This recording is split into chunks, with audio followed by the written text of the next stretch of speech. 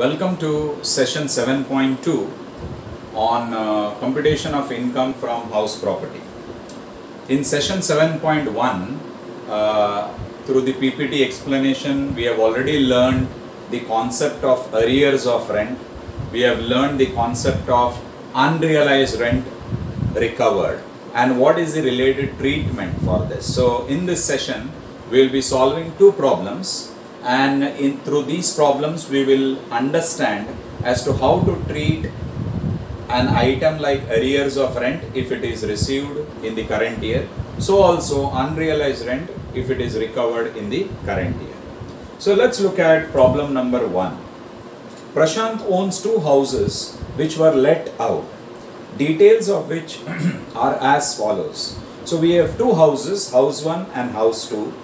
Fair rent is 1,20,000 and 1,45,000. Annual municipal value is 1,35,000 and 1,65,000. Standard rent is there for house 1, but there is no standard rent mentioned for house 2. Then municipal tax paid is 10% of AMV, which is the annual municipal value for house 1, and for house 2 it is 8% of AMV. Ground rent per month is given, 1,200 for house 1 and 2,000 for house 2. Interest on housing loan, 18,000 for house 1 and 38,000 for house 2. Vacancy period is nil for house 1, whereas it is 2 months for house 2. Then we have arrears of rent received. As far as house 1 is concerned, the owner has received 28,000, and as far as house 2 is concerned, arrears of rent received is 30,000. The question asked is, compute taxable income from house property. So this is the basic question that we have.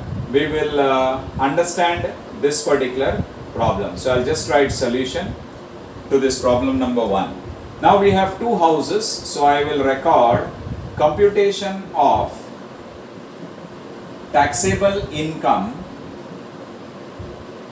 from house property.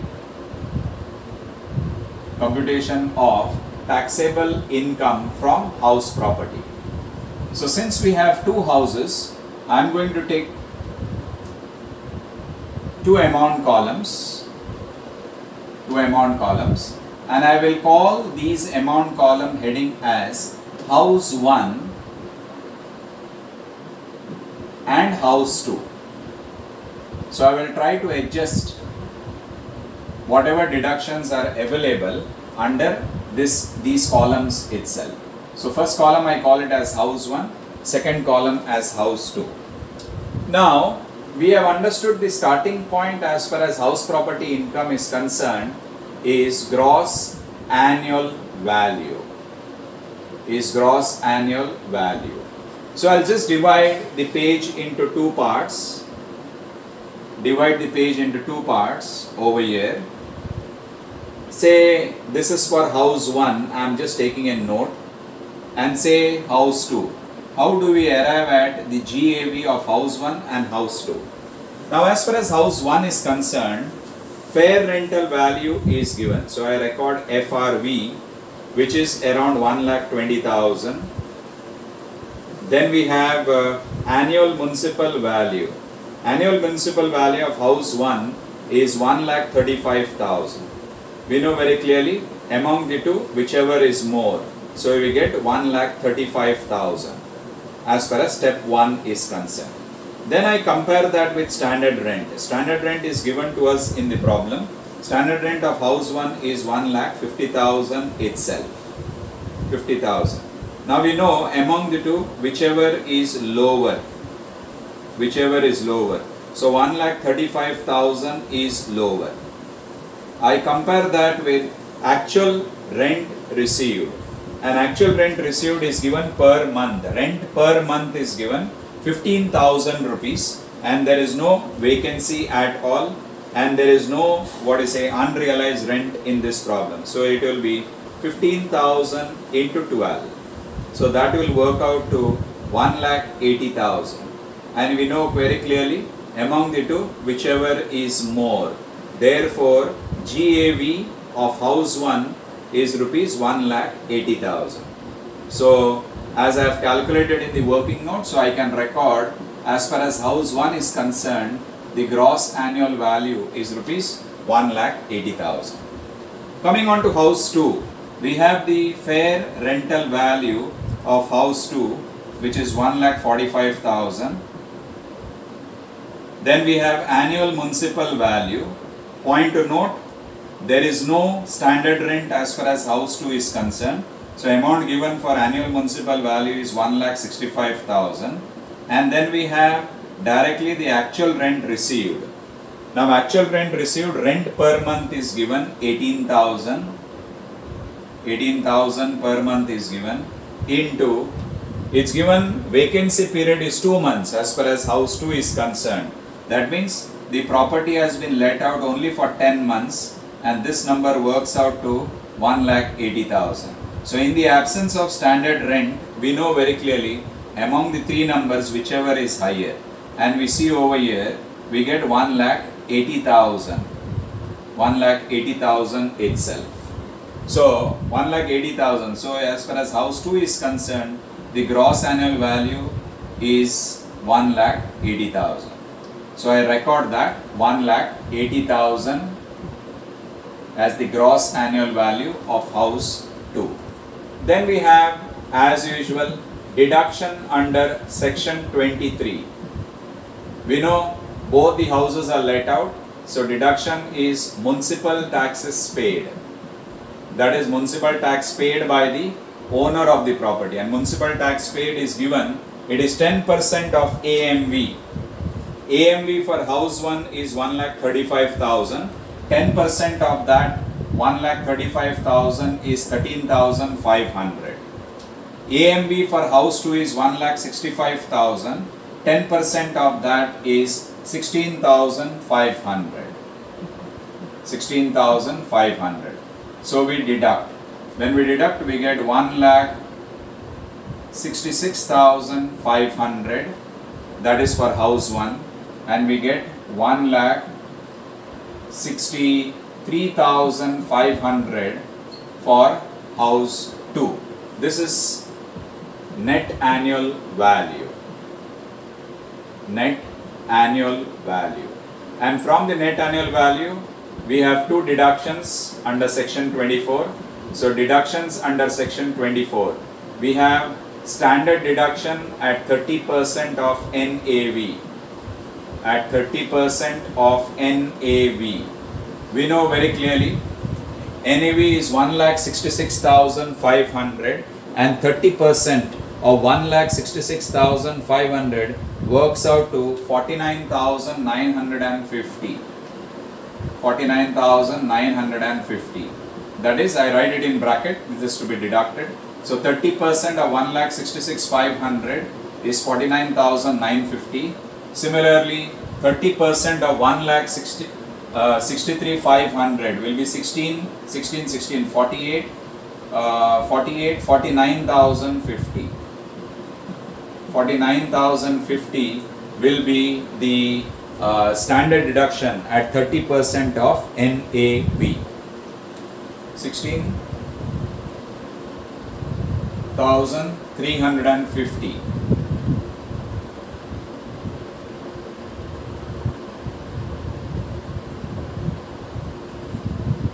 So 49,050 is the value. Then we have interest on housing loan. So I deduct interest on housing loan, and interest on housing loan for house 1 is given as 18,000. 18,000, and interest on housing loan for house 2 is given as 38,000. 38,000. So these are the numbers given. So what I am going to do is I am going to deduct. So 1,66,500 less 49,950 and 18,000 amount. So I'll just make a note of that. 1,66,500 minus 40, 50, 59, 60, 67. 67,950. So the number that I am going to get is 5. 14 minus 9 is 5. 15 minus 7 is 8, and 15 minus 6 is 9. So 90, 150, 158, 165, 165, 166. So it is 98,550. That will be the value of house 1 at present. And as far as house 2 is concerned, it will be 1,63,500 minus the total number 30, 70, 79, 80, 87,050 is the amount to be deducted. So we get 450, 13 minus 7 is 6, 15 minus 8 is 7. So I get 76,450. So 150, 157, 60, 63, 63, 500. So 76,450 is the value that we are going to get as far as house 2 is concerned. So these are the numbers that we have. Now in this particular problem, there is ground rent which is given. Point to note, ground rent is not separately deductible because 30% standard deduction already covers for all those. All the repairs, painting, for all the facilities that the owner of the property has to offer to the tenant. Everything is covered under standard deduction at 30% of NAV. So ground rent is not separately deductible. Now we have arrears of rent received. We have understood. So I record over here, add arrears of rent.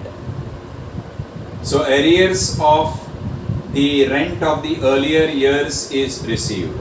Now as far as house 1 is concerned, so I just record over here, house 1, arrears of rent received is 28,000 is given. So from 28,000, we are supposed to deduct 30%, which is standard deduction. So from 28,000, we deduct 30%. 30% is 8,400 rupees. So this works out to 19,600 rupees. So 30%, 2,800, 226, 6,800, 7,600, 8,400. So 8,400 is the value. So if we deduct, we get 19,600 rupees after claiming a deduction of 30%. Then we have for house 2. As far as house 2 is concerned, arrears of rent received is 30,000. Once again from this 30,000, we deduct 30%.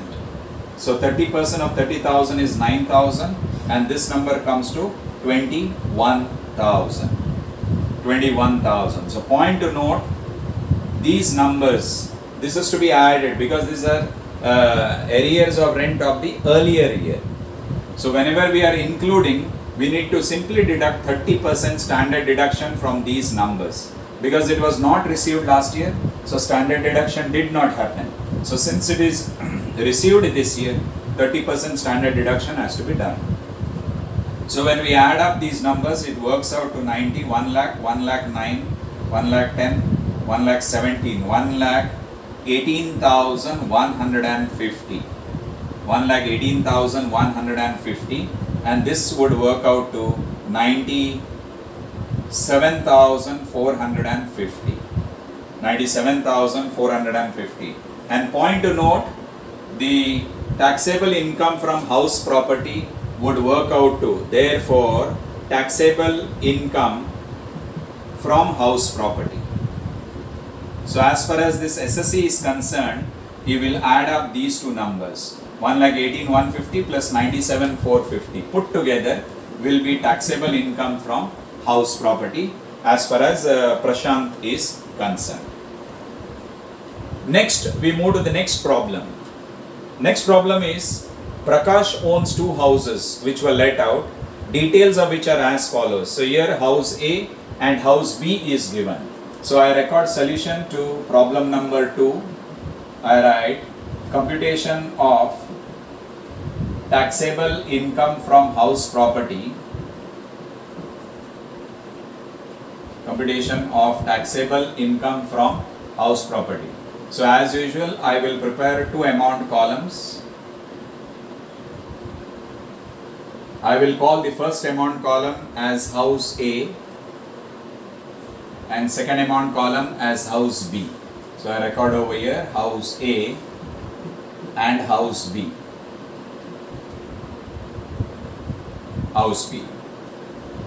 Now we are given over here fair rent annual municipal value, standard rent, actual rent received. For both houses A and B, it is given. Then we have municipal taxes paid is given. Direct number of 12,000 and 10,800 is given. Then ground rent paid is given 15 and 8,000. Repairs and maintenance is given 12,000 and 14,000. Interest on housing loan is given 60,000 and 28,000. Vacancy period is given 1 month each, and unrealized rent received is given 60,000 and 45,000. We need to calculate taxable income from house property. So for this time I am going to take GAV directly. Let's see. Fair rent is 3,60,000. Annual municipal value is 2,90,000. So whichever is more. So 3,60,000 is more. Compare that with standard rent. So 3,60,000 compared with 3,20,000. Among the two, whichever is less. So 3,20,000 is less, and that becomes expected rent. Then it's given actual rent received is given. So we don't have to calculate actual rent received, which is 3,60,000. So standard rent, expected rent was 3,20,000 and actual rent received is 3,60,000. So among the two, whichever is higher. So as far as house A is concerned, the gross annual value of house A will be 3,60,000. Let's look at GAV for house B. Fair rent is 1,80,000. Compare that with annual municipal value 1,84,000. Among the two, whichever is more. So 1,84,000 is more. Then we have standard rent, which is 1,50,000. So 1,84,000 compared with 1,50,000. Among the two, whichever is less. So 1,50,000 is less. That is the number. 1,50,000 is less. Then we have actual rent received. So 1,50,000 becomes expected rent. Actual rent received is 1,43,000. So actual rent received is less than the expected rent. So expected rent 1,50,000 becomes the gross annual value as per step 3. So we need to check whether we need to go to step 4. Expected rent becomes GAV in this particular example. Definitely yes. Then we have vacancy period. There is a vacancy period of 1 month. So what I will do is I will just take a quick note, and this note is for computation of GAV of house 2. Computation of gross annual value of house 2. So we have the fair rental value, which is 1,80,000. That is compared with annual municipal value, which is around 1,84,000. So you know very clearly among the two, whichever is more. So I record 1,84,000. That will be compared with standard rent. Standard rent given is 1,50,000. And we know in the second step among the two, whichever is lower. So 1,50,000 is lower, and this 1,50,000 becomes expected rent. We now compare that with actual rent received. Actual rent received is given to us in the problem. Actual rent received is 1,43,000. And as per step 3, again we take whichever is more, and we see over here 1,50,000 is more. Remember, there is a vacancy for 1 month.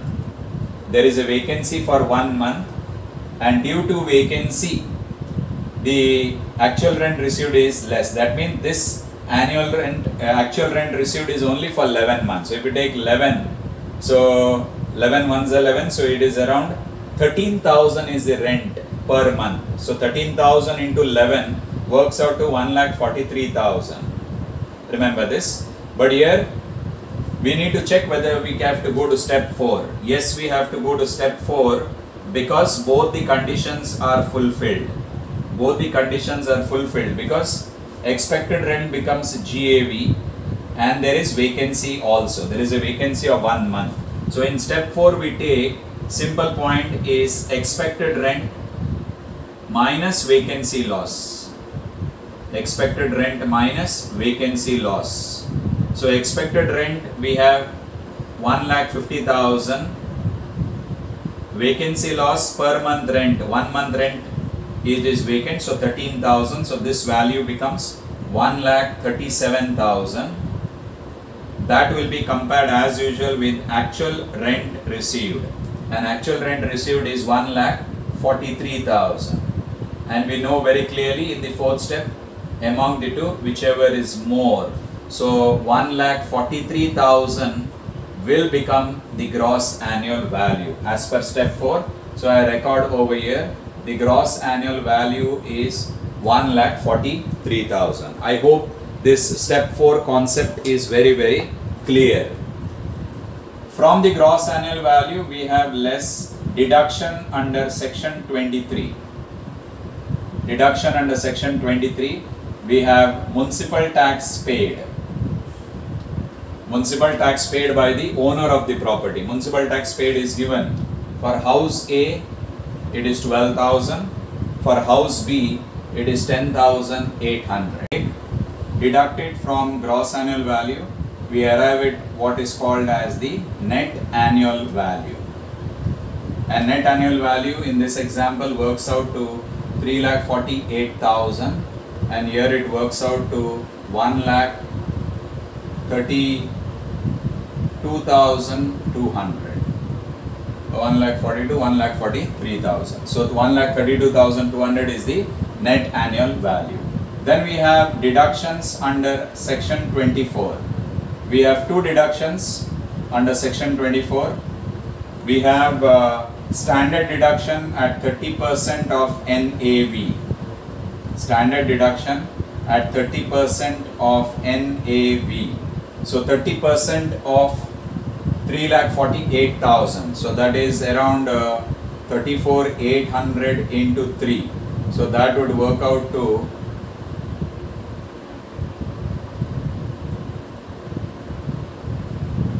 1,04,400. 1,04,400. Similarly, 30% standard deduction of 1,32,000, that will be 13,220 into 3. So that will be 39,660. So you get 39,660. So this is standard deduction at 30% of NAV. Now in this particular problem, ground rent paid is given, repairs and maintenance is given. So ground rent paid, repairs and maintenance are not separately deductible. It is simply included as a part of standard deduction, which is 30% of NAV. Then we have interest on housing loan. So interest on housing loan we have, and the numbers are readily given. Interest on housing loan is 60,000 as far as house A is concerned, and as far as house B is concerned, it is around 28,000. 28,000. So we need to simply deduct 1,64,400. So 3,48,000. I'll just make a note over here. 3,48,000 minus 1,64,400. Total amount to be deductible. So we get 600. 7 minus 4 is 3. 14 minus 6 is 8. 2 minus 1 is 1. So you get 1,83,600. 1,83,600. So 1,83,000, 2 lakh, 2,83,000, 2,87,000, 2,87,000 plus 13, 3 lakh, 3,48,000. Okay. So